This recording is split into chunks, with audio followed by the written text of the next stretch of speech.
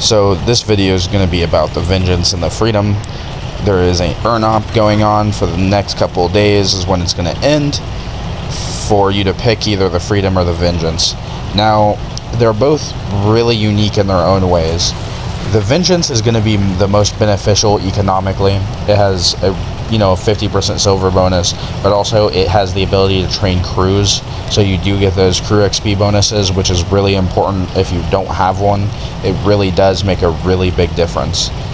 But the Freedom, on the other hand, gets it's special for historical reasons. Not real life historical reasons, but in-game historical reasons. The Freedom was one of the very first premium tanks that was reskinned, and the reskin looked amazing, especially for back in the day. It was a really, really good reskin. And it also is a Super Pershing, and a lot of new players tend to gravitate towards the Super Pershing because it has phenomenal armor, and it really does play really well. And because of that, a lot of people go for the Super Pershing, and so the Freedom has become a very iconic 4th of July tank. And I believe it's so iconic, they sell it every single year around the 4th of July. And it's not a bad deal. Now, I don't know this year if they sold the Freedom, since you could earn it, but I do know that if I had to pick one based on coolness and just me enjoying the tank, I would definitely pick the Freedom.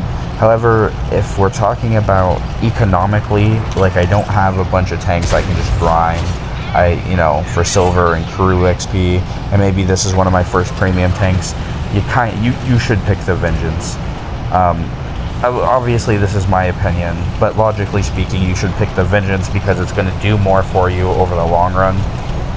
However, if you're not in that state, or you just don't care about the economics of the game as much as I do, the Freedom is very much a very in-game historical tank, and I think it's super cool that this year there is an earn-op for one. And the gameplay of the Vengeance here isn't going to be good. I really didn't want to focus too much on the Vengeance because it is kind of tried and true. It's a very fast medium, doesn't have a lot of armor, but it has a pretty good gun.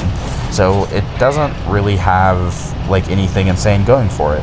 It's not special in any real way besides economically. The tank doesn't look all that cool to me. It doesn't come off as unique or special, but economically it is special. And that's one of those things that you wouldn't, unless you need it, you don't really care. So I don't really care about the Vengeance in this moment, but if you're one of those people that should, you know what you should pick. Now, right here, I'm just farming the Schutzwahn. As you can see, the gun's actually pretty accurate and pretty good. And we just tear this guy apart. But unfortunately, my team's, hell-bent on capping, and there's nothing I can do about it. So this is a quick game where no one really does a whole lot, and it ends. But that's fine.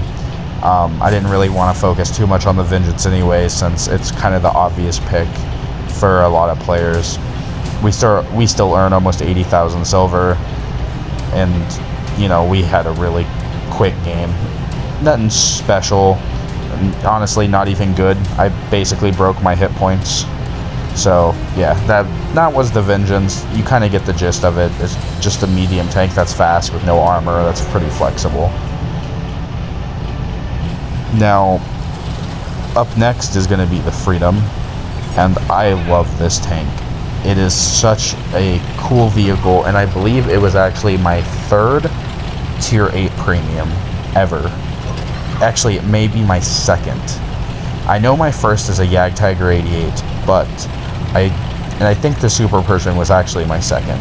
But I think the Freedom may have been my third. I think I love the Super Pershing so much I bought a reskinned version, and I absolutely adore the skin on this tank. I mean, I am American, so obviously I do. I'm not the most patriotic person, but even I can look at something like this and be like, yeah, that's pretty badass. So, but this tank is a kind of a different beast. This tank is very much a heavy at heart, even if it is a medium. It has a lot of hull armor, it has some turret armor, Its gun actually recently got buffed, so it's actually in a pretty good spot with its gun, and it has preferential matchmaking. The only downside is economically you don't get those bonus crew XP points that you would normally get, but instead you get a much cooler looking and, in my opinion, a much more fun tank to play, even if it's not as good. And we're just putting shots in this guy, and he dies, and we pick up 400 direct and 400 assist. So, I'm feeling pretty good about it. I can just pull around and shoot the T-25-2. He really can't do anything to me, because we just have so much armor on our front that, yeah, he could pin me once and sit there and trade, but there's just no point. And I'm just playing it slow, because, instead of trying to get ahead of myself, I just slow play. I thought I saw something trying to shoot from back here, so I'm trying to blind fire. In hindsight, I don't even know if a tank can get back there, so I might have just been shooting nothingness, let's be real. But yeah. Then this tank pops up. It's a Black Prince. I start trying to shoot him in the mantlet. I'm not having an easy time pinning him, so I load the premium to try to make it quick. I get a good pin off right here, but I'll be honest, I start struggling to pin him. I don't know why. I don't know what was wrong with my aiming here, but it happens, I suppose. So right here, we're just, having it out with the Black Prince, and we're not doing so good. He ends up actually pinning us, which ends up frustrating me pretty bad. And I just swap back to standard and start shooting at him. I ricochet again, and at this point, I'm kind of getting irritated. You can kind of see me wobbling my turret back and forth. And then now we're just waiting for him to poke back up, and I miss again, and now I'm starting to get really irritated. As you can see me just wobbling my gun back and forth, but then we kill him, the wobble technique. So, we finally get him dead, and then this guy pops up, and we start farming into him. He can't really do a whole lot, so he kind of bails. Now, we start getting pushed from the back, and I realize it right as it was happening, which is kind of fortunate. So, I put a shot into this rover. That was a pretty lucky hit, I'm not going to lie. I drive forward, and I go to shoot the rover, and I get cocky and I miss, which is pretty unfortunate because he gets some free damage for it. Then I turn around and realize that our teammates are being YOLO'd, and I go to help him with this thing. I miss and track him, but honestly, this Minuteman's kind of crazy. He's a one-shot, and he goes and face hugs him. I load the Prim and start pinning him in his lower plate, but I was so shocked that the Minuteman wasn't dying right here that, I was kind of throwing it back. And this guy comes back to get some more, but I'm not going to let him get away with it again. So, unfortunately, the brass ends up pumping me, and I'm just going to get one quick shot into the brass before he disappears to try to recoup some of that damage he did. So now I'm just going to reverse out slowly but surely, and I'm going to try to play it somewhat safe. I actually decide to go up to the guy that was murdered earlier, and I try to use him, to put something on my side between me and the Bourrasque, just in case he pops up, out of fear, because I know the Bourrasque will be coming back, and there he is. He does indeed come back. However, I make a very bad, actually I believe, I don't know what that is, but I do make a mistake here. I shoot him, pin him, track him, so that's all fine and dandy. I'm reloading, I blind fire, and I get detected. I don't even realize what's happening by the time it happens. I get one more quick shot off into him, but then this guy comes up behind me and finishes me off. I end the game with 3,000 direct, 820 assist.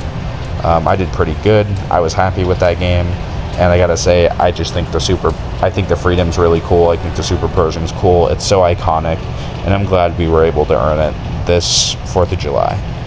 And yeah, that's my opinion on these two tanks. It's my opinion. Pick whatever you want, but this is my opinion, and yeah.